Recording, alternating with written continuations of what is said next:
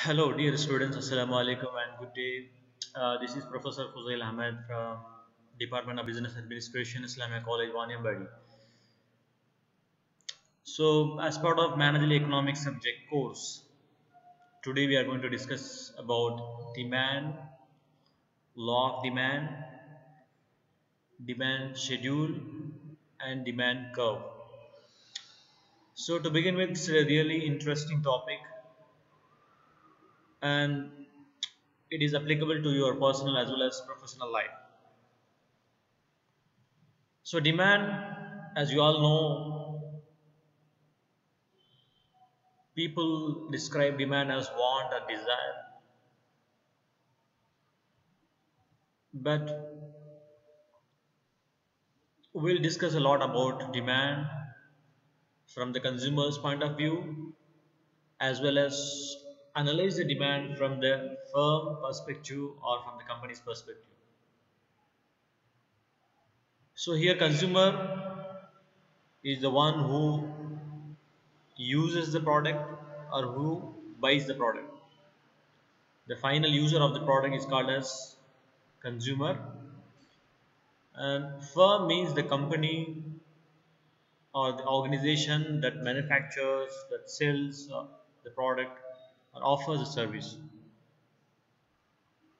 So to define demand for a commodity,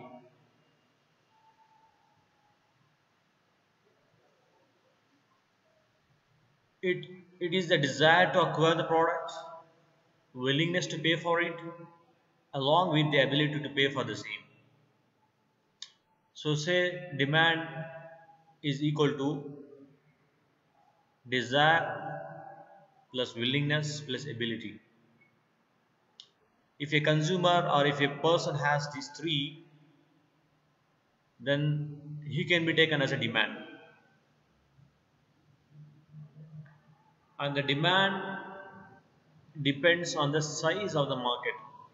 So here market means the number of customers, and the size means the quantity or the number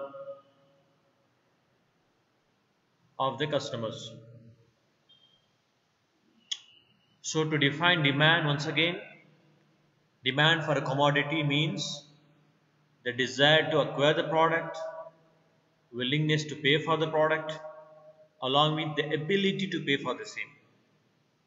So these are the 3 points. Just remember, it is like an equation, mathematical equation. So demand is equal to desire plus willingness plus ability. Now what is a desire? Desire is a want, or it is a need, or it is like an internal feeling to acquire a product, to buy a product, to make use of the service. So that is a desire. Second one is willingness to pay. Along with the desire, you must have the willingness to spend money, you must have the willingness to pay for it. Then the second condition. So the third condition is you must have the ability to pay the same.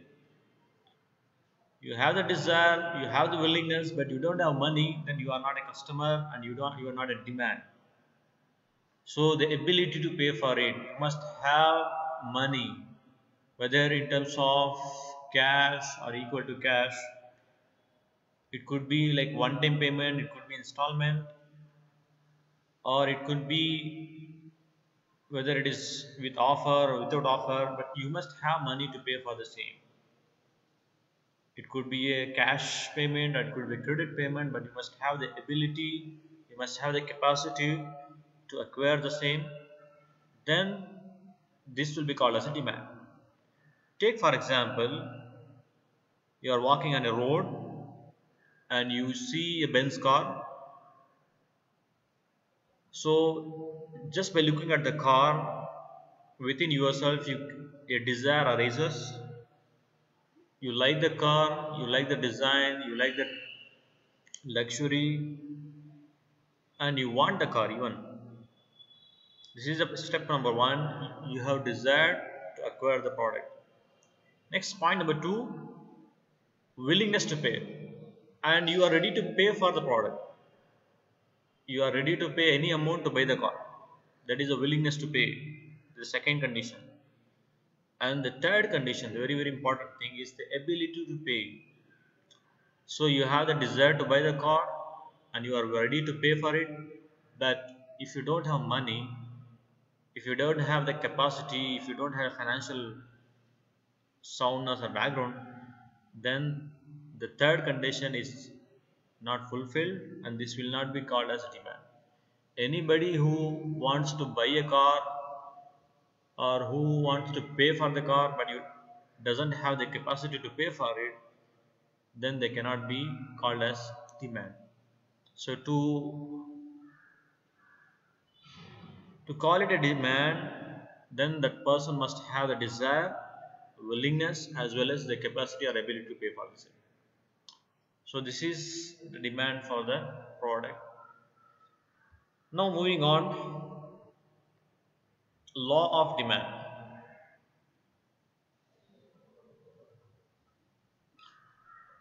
So what is meant by law of demand? What is law? Law means a rule, or you can say it is like a theory or equation. So demand has a theory or equation that is mostly applicable, and it is one of the important laws of economic theory. And according to the law, as per the law of demand, if the price of a commodity falls, the quantity demanded will raise.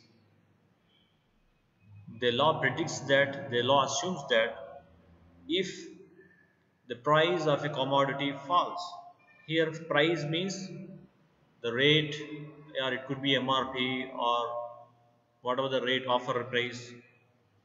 Commodity means the product, or even could be a service. Falls means decreases. If the price of a commodity or product decreases, on the other hand, the demand will increase. So there is a, this is called as an inverse relationship, opposite relationship. If one decreases, the other will increase, or if one increases, the other will decrease. So on the other hand, if the price of a commodity rises or increases, the quantity demanded will decline. So take for example gold price.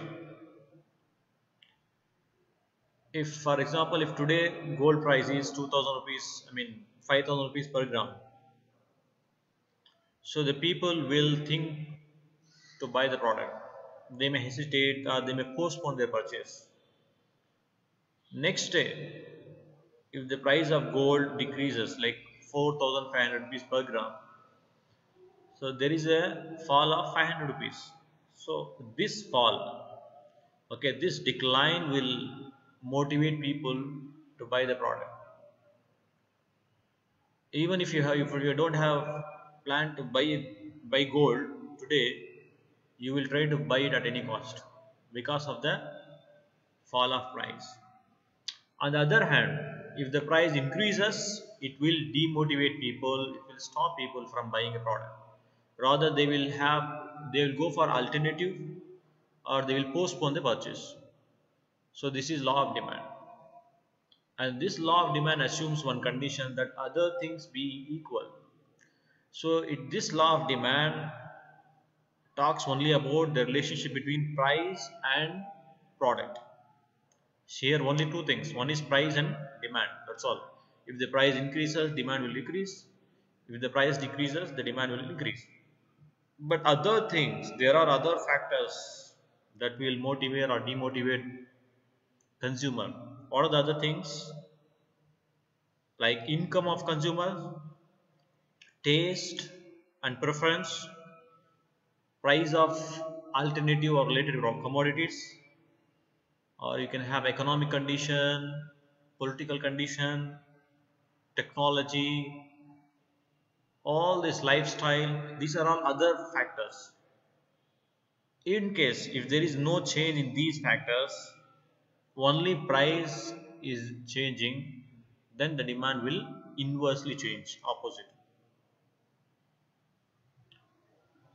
If these factors undergo change, then this law of demand may not be applicable. Okay, so it's a really interesting law of demand. And there is a definition of law of demand by Professor Alfred Marshall. He defines law of demand as the greater the amount to be sold, the smaller must be the price at which it is offered. So if the amount of sales, if the selling price increases, is if it is higher, then naturally the sales will decline. And if you want the sales to be higher, then decrease the price of the product. Okay, and one thing is that you understand that this law doesn't apply to all products but certain products. Now to understand this law of demand, let's discuss with the help of demand schedule in terms of table. And this table will help you to understand the law of demand. So in the column 1 you have items or products. You have product A, B, C, D and E. 5 products are there. And you have 5 price ranges. Maybe all of them are similar products but they have different price ranges. Like product A is sold at 10 rupees per unit. Product B is sold at 9 rupees per unit. Product C is sold at 8 rupees per unit and vice versa. And whereas so this price range has effect on the quantity demanded. Like product A, since the price is the highest one, 10 rupees, the expected demand is only 15 units. Only 15 products may sell. On the other hand, product E with least price 6 rupees is according to law of demand will sell 80 units.